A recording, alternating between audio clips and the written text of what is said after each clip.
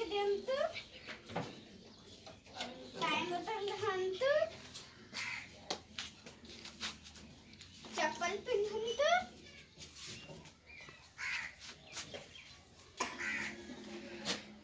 ଛତା ଧରନ୍ତୁ। ଏବେ ମୁଁ ରେଡି, ଏବେ ଯିବା।